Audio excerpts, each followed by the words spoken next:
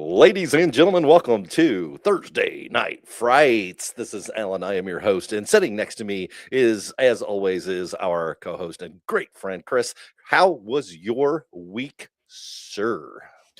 It was a horror. It was terrible. It was a horror. It made me go to work and I watched less horror movies, but I squeezed a couple YouTube shorts. I got to do some things about because there's some good stuff out there. There is But, some great stuff out there. but you go, they pay you for going. So I go, Yeah. and here I am Thursday, enjoying Thursday. Yeah, Cheers, friends. cheers to you, my friend, as well. To everyone out there in YouTube land. Thank you so much for joining us tonight, Chris. What are we going to try to do tonight for our entertainment and for the entertainment of those who come into our channel? Yes, we are taking on the requels, the reboots, the remakes. February is a month of 2. So we did the sequels, and why don't we do the second time or the second coming? You could probably you could really want to get technical, might be third, fourth, fifth, sixth coming, but Yes. it's another shot. It's another shot at a story that's been told, maybe from a different perspective, but it's essentially a reboot, and what we feel are some of the best. Yes, and what we have on our, and it's funny. Okay, as you all know, right, when we talk about this, Chris and I do not discuss during the week what we're going to do. Nope. We kind of wait to see what happens. But I have a feeling because we don't think alike at all. I don't know what you're talking about. I don't know what you're talking about there. I have a feeling that there's going to be a couple on our list that go, oh, what's on my list? And I'm going to go. That was right there. So before we get going though, what do you say we hit the button? You want to hit the button? Yeah, hit the button. Hit the button.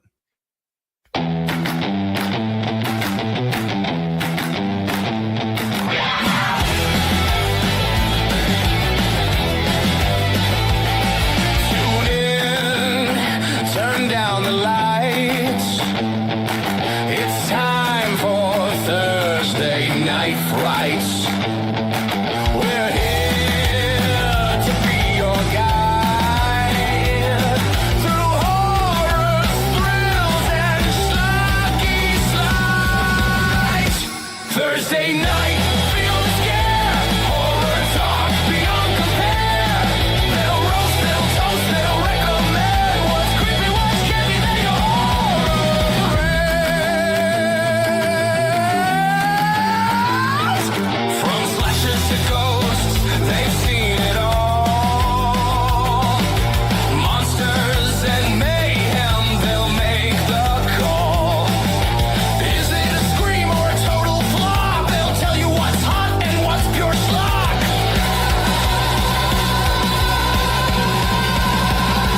Thursday night, feel the scare. Horror talk beyond compare. They'll roast, they'll toast, they'll recommend what's creepy, what's campy, they horror friends.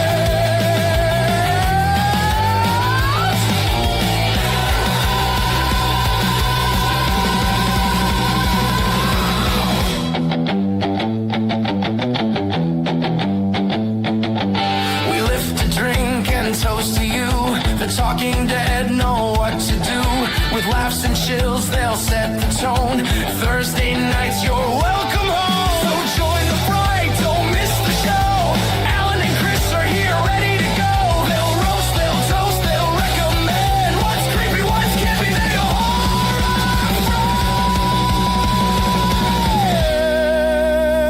friends.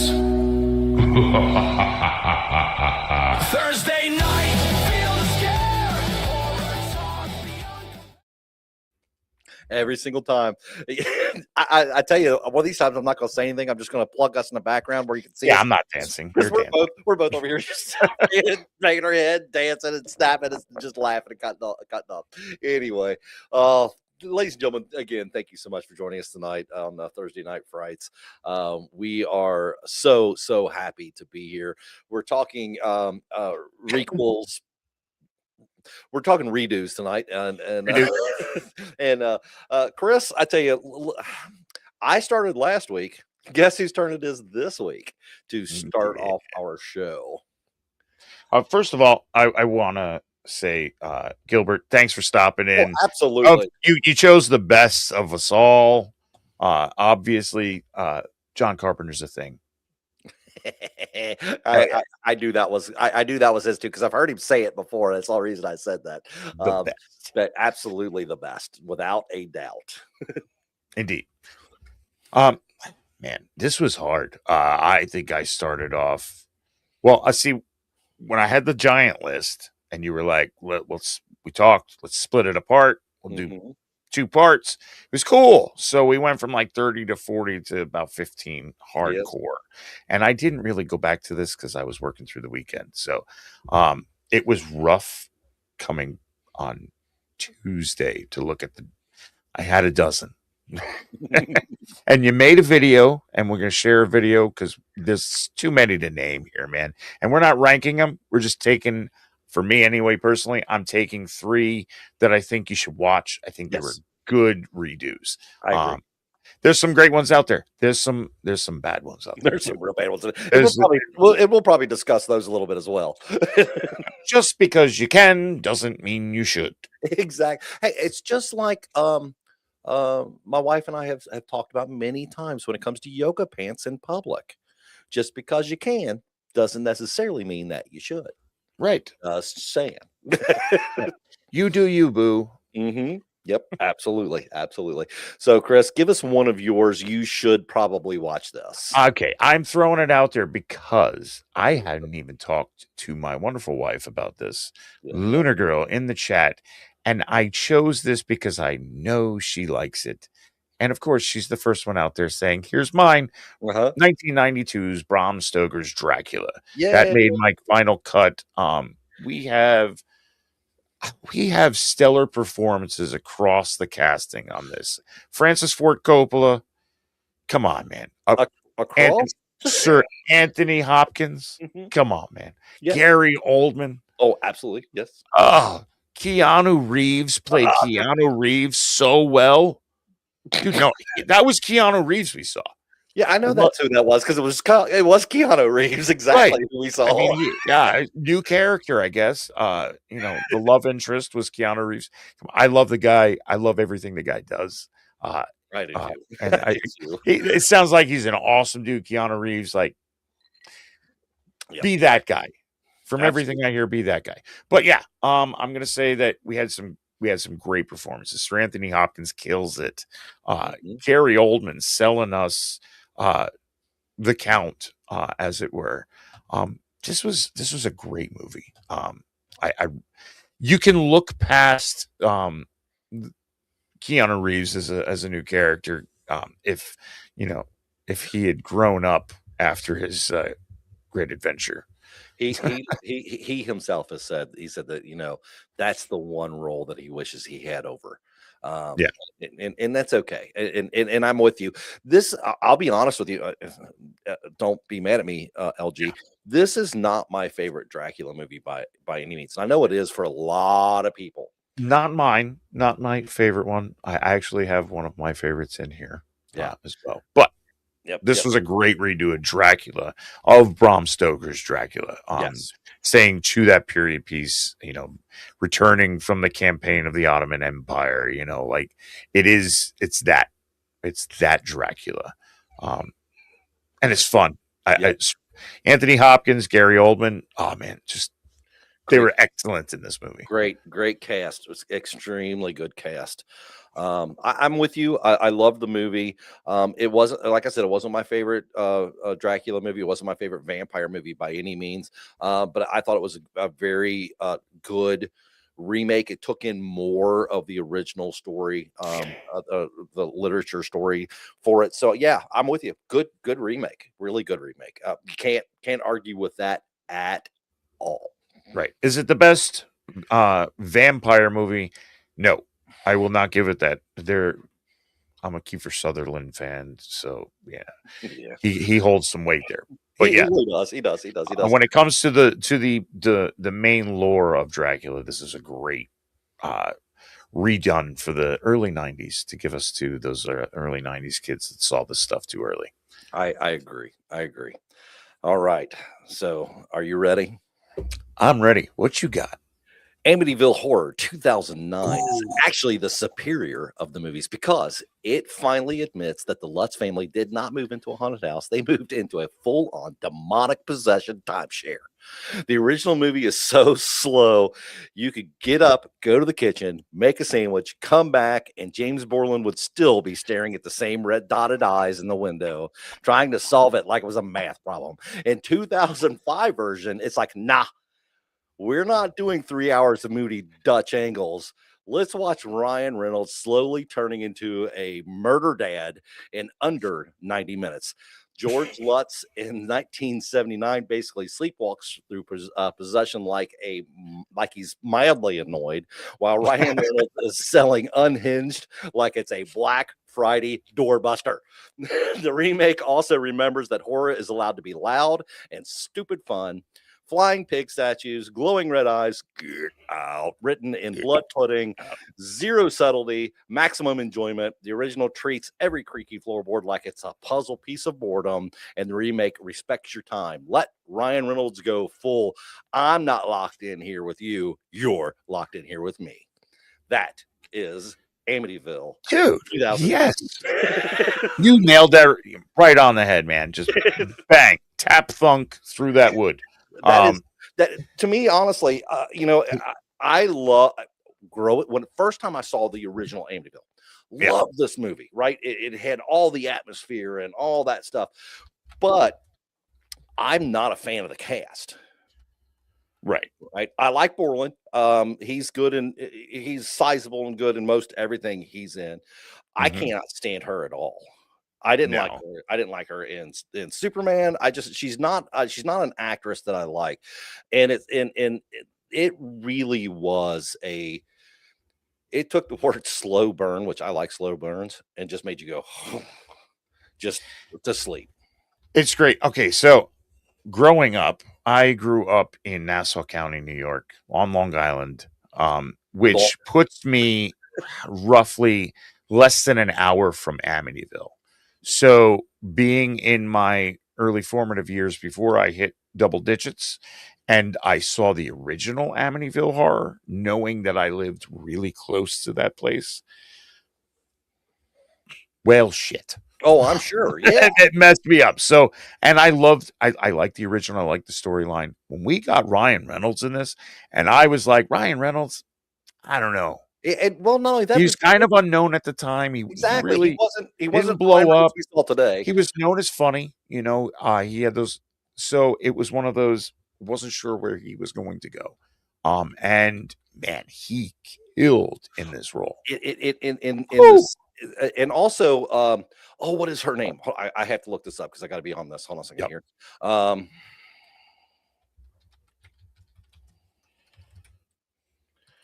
While I'm doing that, his wife in that movie, her name was Melissa George. She was in at that point in time. She was hot. She was in a lot of stuff, right? Right. But this gave us a very young Chloe Grace Moretz, and I have loved her in every single thing I've ever seen her in. She was awesome, and literally just pick a movie that she's in, watch it, and go, yeah, okay, this girl's got the chops, even as a child. But that scene on the roof peak where she was walking down the peak of the roof, and then Ryan Reynolds grabbing his stepson by the face, making him hold the wood as he's chopping wood. Hold the wood. Yeah, very effective. Very effective. You really see the range of Ryan Reynolds. He really takes off as this possessed man. That is being overcome by this house. I'm with you. Good choice, man. Thank you, sir. Good choice. And your next one, please. Whew. All right. So I'm going to go just back a couple years. And this sits on the cusp of being a little controversial, especially for my opinion on this. But getting this franchise completely back on track with a new view of horrors, of pleasures and pain. We have such sights to show you, and huge tracts of land. Huge. Trucks of Life. Huge tracts of land. You take new Pinhead. Love you, Doug Bradley. I will always love Doug Bradley. Yes. Coming out in the video game Revival. I believe it's this year it's coming out. Yes. So, love Doug Bradley. But this was a great imagining to China. We've had some flops in the last couple sequels to the Cenobites Return. Hit or miss. My favorite is probably 2. I really enjoyed. Yeah. I'm with you. I think 2 is probably the best of the series. Yeah. That's when it really starts to come into its own. This was great. This and it taking on this whole like a former junkie and bringing this new crowd into it. I think it sparks the series, the franchise again for the newer crowd. It taking Pinhead in another direction that, yes, the yin and yang of, being nailed several dozen times at the very least in the head. Yeah. I love the new Pinhead. She's sexy as hell too. Isn't that scary? And that's scary. And that's part of it. I mean, it's always been part of it. It's Hellraiser has been pleasure and pain and the Borderlands. Are they angels or are they demons? Is it hell? Is it before hell? Is it some weird kinky limbo? I don't know. But when you take that, my puzzle box is up there. I forgot to bring it down. When you take the Leviathan, when you take the Genesis box and you mess with it, it opens portals to some crazy stuff, man. Crazy stuff. Stay away from them Cenobites. Wait a minute. And our safe word is camper. Camper, yeah. Pineapple. Yeah. I like watching. That's awesome. So yeah, that's where I'm at. 2022, man. It's good choice, my friend. Good choice.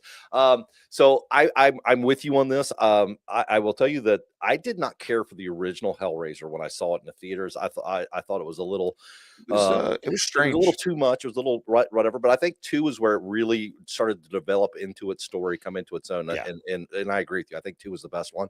But yeah, this remake was really fun. It was a lot of the reimagining of Pinhead as a female, which I was totally okay with because again, the Cenobites are either demons or they're angels, depending on who you are. And in my mind, it was they could take whatever form they needed to. So yeah, I was great with that. And I liked something you said in this. You said that this brought Hellraiser to a new generation. Yeah, which is why I picked my second one. What you got? Exactly for that reason is why. Now this one's going to be a little longer, so be patient with me. I hope everyone likes this. We're talking about how some horror fans will fight you in the parking lot over this, but plenty swear that the 2003 Texas Chainsaw Massacre remake, yes, the one with Jessica Biel running around in tiny shorts and tank top, thank you very much, is actually better and outshines 1974. And here's why they'll die on that particular hill. Production values that don't look like they were shot on a potato. The original's beautiful. It's grimy. It's a masterpiece. If your idea of beauty is found footage shot during a power outage, the remake gives you crisp visuals, actual lighting, cinematography that doesn't make you squint like you're reading the fine print on a prescription bottle, gore that actually shows up to work. 1974, Leatherface was the king of implied violence and suggested meat hook vibes. 2003, Leatherface said, "Hold my beer," and decided every kill needed to be sponsored by a Butcher Supply catalog. There's more splatter, more screams, more, oh my God, why did I eat before I watched this? And it has R. Lee Ermey. Let's face it, the world's angriest fake cop, the original give us a creepy dinner table family. The remake gave us R. Lee Ermey playing a corrupt, racist chainsaw enabling sheriff who makes Leatherface look like he's the responsible one. Yeah, Jes- you're Jessica right. Biel, really, Jessica Biel is the final girl. Oh my God, upgrade has been unlocked. She did not just spend 90 minutes screaming and running away. She fought back. She fought well. She ran and threw heavy objects and looked annoyingly hot while doing it. The final girl that most gym bros wish they could be. The pacing was much better. And that being said, pick your poison or your power tools. It's just one of the most visible intestines and a lot fewer naps involved. Yeah. Texas Chainsaw.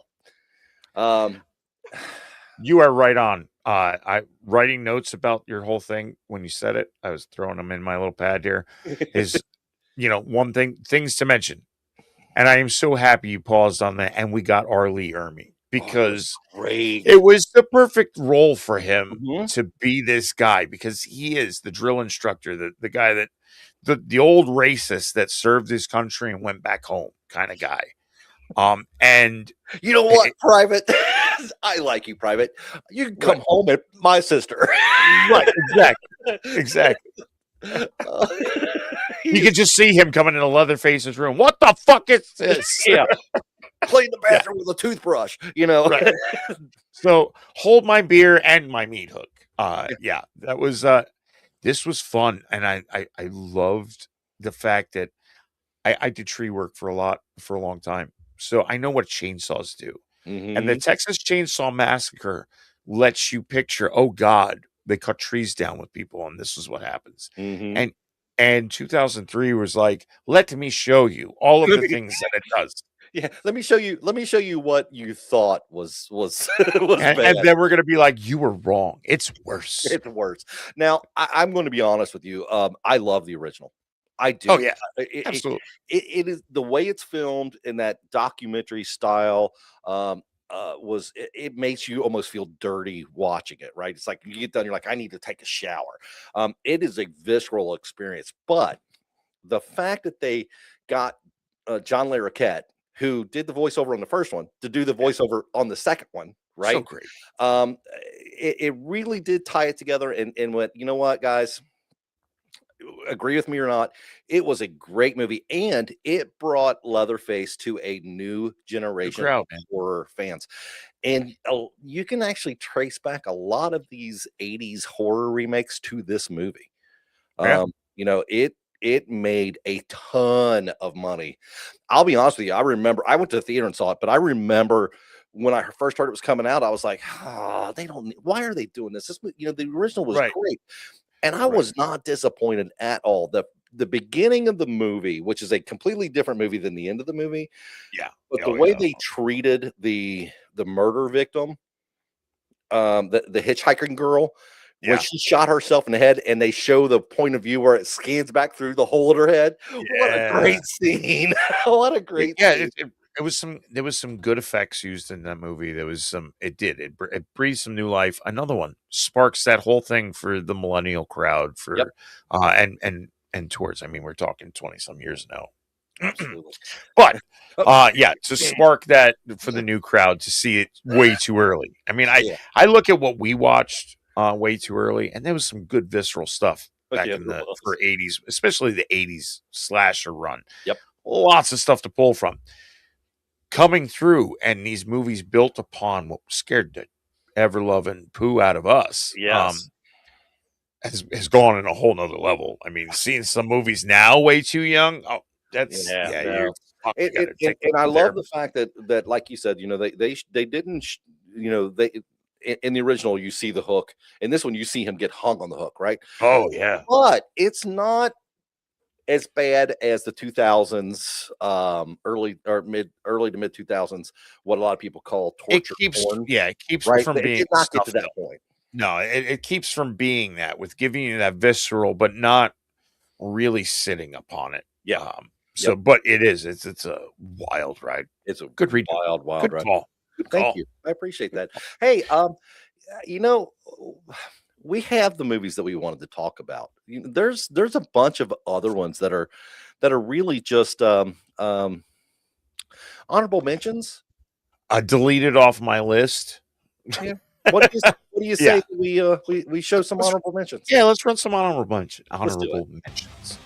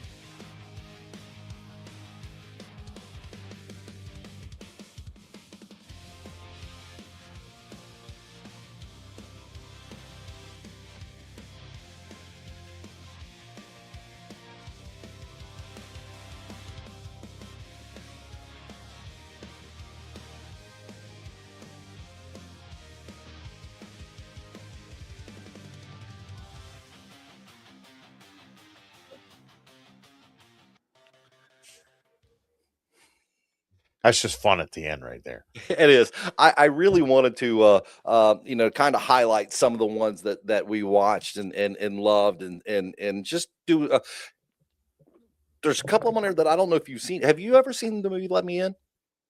Yes. Yeah. I loved that movie. I It loved was good. that movie. It was good. So what about the Nightmare on Elm Street movie? How do you feel about Oh, that? 2010 Nightmare on Elm Street remake. We bring fresh.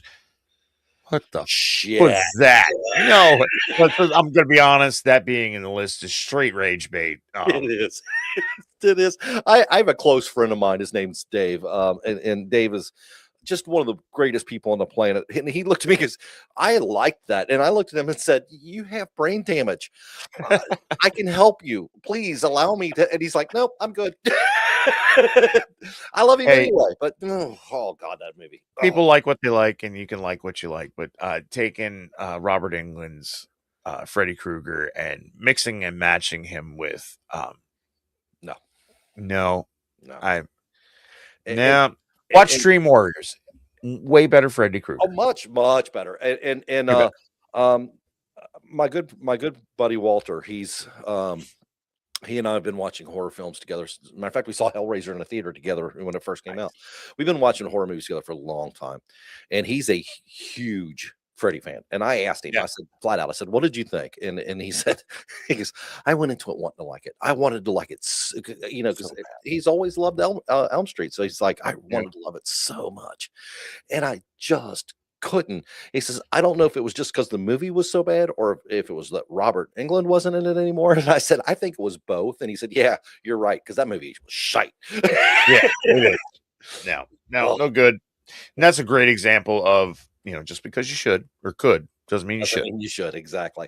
What is your next on your list there, Mr. Chris? Well, I'm glad we rolled with a little montage there, because there was a lot of them in there that were on the original list. In fact, Dawn of the Dead 2004 was still on there. Forgot to take that off the list. Great movie. Yeah, a lot of region. I'm going to go back to 2003, and this movie is not really, I think, given enough credit. Crispin Glover was the perfect casting for Willard of 2003. Holy mackerel, that one was completely off my radar. Nice. Yeah. His overall look, the acting style, the immersion that he puts into this character. He is the guy you needed to be Willard. He is the socially awkward, just putting everything into the rats that infest this mansion. I inhabit this mansion. And again, R. Lee Ermey. Yes. Another pop up in some great movies. When he gathers his furry mansion dwelling friends to exact a revenge. What a wild ride this movie is. I remember watching the original, right? Uh-huh. And I was in the 6th grade. And I was spending the night with a buddy of mine, and we were watching, and it was middle of the night. The lights are out. And it's Right. just us in the living room watching this. And I'm gonna tell you right now, the attack scenes at the end were so good, and then to see them redo it with such style in the new one, yeah, this movie, this is one This of is those. Go ahead. No, this is the cinema that Freddy Krueger built. New Line Cinema. Yeah. Like this is the money that Freddy Krueger made. Yeah. Basically, was like we could put money into lots of things now. Yep. And it grew from there. And this is a great underrated film, I think, for something that's accessible in the horror realm. There are mice, there are rats, there are rodents everywhere you go, Mhm. and to have the power over them to do your bidding. Ooh. I am this is one of those movies that I often just forget about, right? Yeah. I just do, and then people bring it up, and I'm like, oh my god, and that's what this movie is. I mean, it's just oh, it is, and you're right, it's wonderful, great choice, good. You surprised me, I kind of reached into where it's one of those ones that I don't think gets enough credit for a remake, and it does. Crispin Glover sells this performance. Well, Crispin Glover's a little. He's awkward, man. He's got those sharp features. He's got those eyes that kind of wander. You don't know. He's got that 1,000-yard stare sometimes. That just he's creepy to begin with, and that's I thought that was something that you should watch. Good call. I agree with you. So this is the last one that I have notes on, and then after this, if you don't have anything else, I would like to at least mention one other movie. Okay. But this is my 2013 Evil Dead remake is frequently hailed as the version that finally delivered the raw, balls to the wall, demonic beatdown that Sam Raimi dreamed of in 1981. It's been said many times. Sam has said it himself that the monetary problems that they had really held back where he wanted to go with this movie. That's the reason why it wound up being so campy. But before the budget constraints forced him to lean into that chainsaw wielding slapstick and Bruce Campbell's chin and eyebrows doing most of the heavy lifting, Raimi's original was supposed to be the ultimate experience in grueling terror. Pure, no laughs allowed, cabin in the woods hell with demons that didn't crack wise. The campy comedy we all adore only fully arrived in Evil Dead 2 because, let's be honest, when your special effects budget is whatever loose changes on Ash's trailer floor, you pivot to funny. Right. The remake said, hold my blood bucket, and went full throttle. Practical gore so extreme, it earned it an NC-17 rating even before they trimmed it. Raimi in 1981 couldn't only dream to have that much Caro syrup on availability. Zero comedy relief, just relentless, miserable. Why won't this stop demonic possession? Every iconic beat, the Necronomicon, the tree violence, unfortunately, the boomstick cameo, delivered with the straight-faced seriousness. Fans argue that it's true realization of Raimi's original strap them in and don't let them go manifesto is that someone finally gave them enough money to skip the accidentally hilarious phase and go straight to nightmare fuel. Sure, it's missing the glorious groovy energy that made Ash a legend, but it's the first film was Raimi's punk rock scream into the void. The 2013 version is the same scream, just with a better microphone and way more blood. Way more. So some could say an elevator full of blood. Some could say enough to make it rain blood at the end of the movie. Absolutely.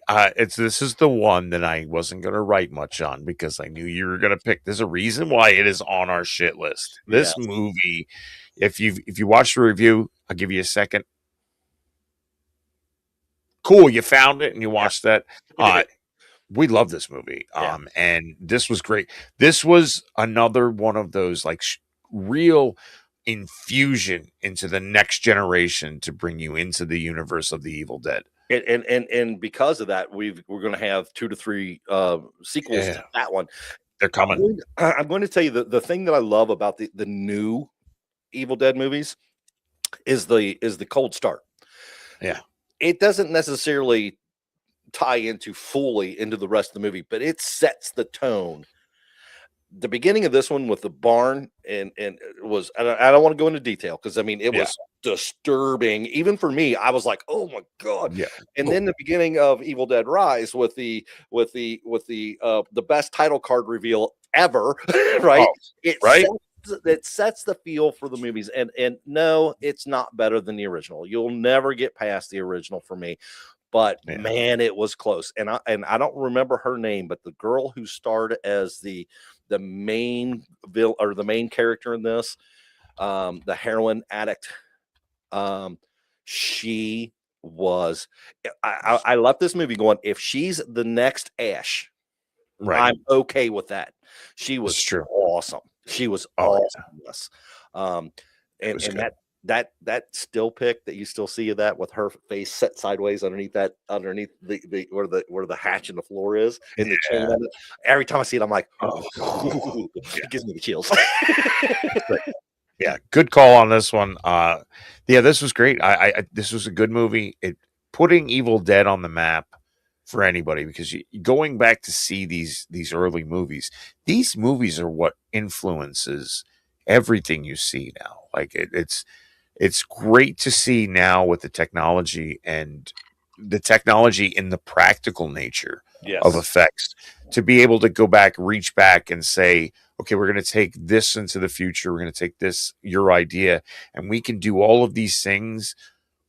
And we might be able to add some flair when it comes to CGI. But just the practical effects alone, Oh, they came from these movies. They came from The Thing and working with melted rubber and that razor blade scene. Oh, oh, oh, that everyone was talks rough. about the cheese grater in the second one, and I'm like, no, the razor blade, the first one. Oh, anyway, Ugh, um, yeah, I'm with you in the fact, and I think the reason that this one worked so well is because Campbell and Remy were both producers on this, so yeah, they had a hand in guiding and directing that yeah. the flow of this movie along. So, yeah, Evil Dead's been handed sometimes with some people would say kind of a shitty hand. Ash versus the Evil Dead, fun show. oh, great show, yeah, loved it. Like I put on Stars, and not Uh-huh. a lot of people carried Stars because Yep. it's another one of those streaming services, another one of those channels. But Bruce Campbell being involved in all of these things really that's what keeps the universe together. It doesn't Yep. have to be, oh, this happened in the same place, and just the fact that it all happened in the same way Yep. is what keeps us together. So yeah, great And choice. in this one, I also love the fact that they gave them an actual reason to be there, Yeah. and they played on the addiction aspect. Had Oh this yeah. not been an Evil Dead movie, I thought if they would have like leaned more into that aspect, or maybe she was having hallucinations, so you didn't know what was real and what wasn't, would Right. be would Oh be yeah. cool. Right. But it didn't need that in the Evil Dead, right? But No. still, what a great one. What a great one. Yeah. Do Yeah. you have any honorable mentions that you'd like to just throw some stuff out? Yeah, we didn't. When I was writing the other things, and after you had made the video, there was some couple things that had come through. I have to mention 1999, The Mummy, Brendan Fraser. Oh, yeah. Taking this in, I love the fact that I hear that we're bringing the original cast back for another Yes. Mummy. Great for Brendan Fraser, a guy that kind of disappeared out of Hollywood for some crazy reasons. Yes, So glad he's come back. I really like him as an actor, and Yep. he seems like a cool guy too. So I have to mention The Mummy. Again, I'm going to put it out here: Bill Skarsgård as Pennywise in It, Mhm. the reimagining. I'm just going to say it's quick because I'm again huge Stephen King fans. I love this reimagining of I did too. Pennywise. I did too. He hits it. But one that is really for me that I really want to know is Nosferatu 2024, Bill Skarsgård. Of course, man. This movie was so good. It was shot well. The dialogue was well enough to really pay homage to the obsession, sacrifice, Yes. supernatural, all of those main Yes. themes from the original. while putting a new modern spin on it was Yes. great. Bill Skarsgård wins every time. It seems like when he's in a show movie, it's great. Isolation, dread, loneliness. There's so many topics in this. I have to say this. This movie was so beautifully shot, and it's funny, because when you say a movie was beautifully shot, a lot of people automatically think, bright, crisp colors and things like that. This Right, this was right. all done in blues and grays, and, Yeah, the so it was monochrome kind of way. monochrome, but the way they capture the time of the time frame of the movie, the way they captured the dress of the time period, the way people carried themselves and spoke of the time in the time. I mean, this was my favorite movie of that year. Yeah, I loved it. There were people who were like, Count Orlok didn't have a mustache and blah blah blah, and I wanted to go, listen. If you look back historically at the time frame, your counts and lords all had the thick, heavy mustache. yeah, When you see pictures of the or the paintings, right? The painting of the man who is supposedly Dracula's based on, what's he got? right. This big heavy mustache. Well, yeah, That's yep, the that's so while at first it kind of threw me off, the more I thought about it, the more I was like, no, that makes perfect sense. it I does. also love the fact that this vampire didn't draw from the neck. I thought that was a wonderful That was touch a good as one too. well. Yep. Johnny Depp's daughter. Wow. Ooh, She did, sells it. I think that sacrifice for out of the ultimate act of love, yes. and that ultimate act of staring evil in the face and doing your part to defeat evil, or at Right. least not letting evil take you. Oh, it's that she really kills it in this Great. part, man. Like it's Great. it's you see the all of the metaphors that come from the original Yep. silent film. Yep. They're all spelled out here. There, I think they were really done great. Yeah. I agree. I agree. I actually am looking forward to a point in time where we can actually do a full Yes. review of Nosferatu. That is one. I loved the movie. I loved the actors involved with it. I thought that Skarsgård just absolutely just killed it. Yeah. So yeah, I'm with you. Great time, man. Great Oh time. yeah. What a fun time tonight. 45 minutes. We talked about like 6 or 7 movies. We've talked about highlights and lowlights and in between. We've talked about ones that we've loved. We've talked about a few that we hated. Is there anything else you would like to before we spin the wheel for next week? I'm just happy we came up with 2 separate lists and we only kind of really touched on each other a little bit. Well, what's funny is because I literally I have like more on my list here. Oh yeah. Pet Cemetery 2019. A Ooh, lot of yeah. people really hated that movie. I thought the original was one of the scariest movies I've ever seen, but this remake was good. I mean, it I was liked it too, man. I liked it too. I yep. liked it It was a too. lot darker in the end, and I was okay with that. Yeah. I originally had Omen 2006 on my list because that's another one that I thought a lot of people needed to give a fair chance. And it's Yeah. funny how many of these movies, for example, like Pet Cemetery, for example, when it Oh first came out, everyone hated on it and hated on it oh, yeah.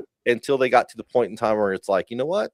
Um, now let's look back on it and go, you know what? That was pretty good. All Yeah, right, it's not bad. It's not let's bad.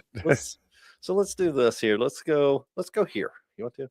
Let's Where we go? let What are me, we let doing? me take this one out and put this one on.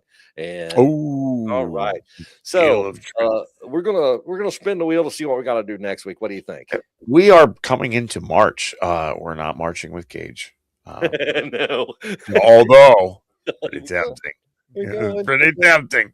Oh well, yeah. Let's spin the wheel of terror. What are we going to be covering? Oh, Barbarian. Barbarian. I have This is not an seen interesting this. movie. I I have seen this. I have not seen this. I've heard. I am going to try to make LG watch this movie with me. It is. I will give you this. It is gritty. It is interesting. Okay. Fair enough. And I can't wait to talk to you about this because this is a movie I've really seen, and I've watched it twice already. So I have heard people say you should watch it and then watch it with someone who hasn't seen it, so you can watch them watch it. yeah, that's exactly what I've heard, and I would love to see LG's take on this one as well. Just being there. Perfect. So, That sounds yeah. All right, great. the Wheel of Terror is right on tonight. Yes, it is. So we'll be starting off March with Barbarian. Please, ladies and gentlemen, if you haven't seen this one, watch it this week so you can join us for the conversation next week. Absolutely. Jump into the chat room, be a member of the Talking Dead. While you're here tonight, take a moment to please pull out your butcher knife and stab that subscribe button. Ring the bell of terror. Boom. Boom. Yep. The bell. Slash a like. Wolves. The goals for you. And so Chris, is there anything else you'd like to tell everyone tonight before we take off? Yeah, absolutely. If you're in the chat tonight, thank you for joining with us. We implore you every week, come in here, because not only do we want you here and watch our show, but we want to hear from you. We want to hear what your favorites are. We want to know what you think about Barbarian next week. And we also want to know what movies you would love to see us cover or some of your favorites. You can reach out to us at bio.link/graverev. My goodness, there's a knife in a horror movie, and our overlords here in red were like, "You sure you want to show that?" Threw me way off. bio.link/graverev. That is the link to all the links where you can find all of us on the socials, our email. Reach out to us in any way. Tell us what your favorites are. Tell us what you would like to see us cover. Join us on Thursday Night Frights, 8 p.m. Eastern, where we cover a movie a week. Or sometimes we do some crazy stuff because, we can. Because. And it's our show. Nanny, nanny, poo poo. Stick your head in doo doo. Stay spooky. I love you, dude. So I was driving down the road the other day, and I looked up, and the car in front of me had a bumper sticker that said "Stay Spooky" on it, and I was like, I need that. Anyway, ladies and gentlemen, thank you again for joining us tonight. Be sure to hit the things and do the things and slide the things and do all that stuff, and join us next week as we talk about Barbarian. And between now and then, as we always like to say here on Thursday Night Frights, Grave Reviews. May all of your nightmares be groovy. Have a great night, everybody. We'll see you next time.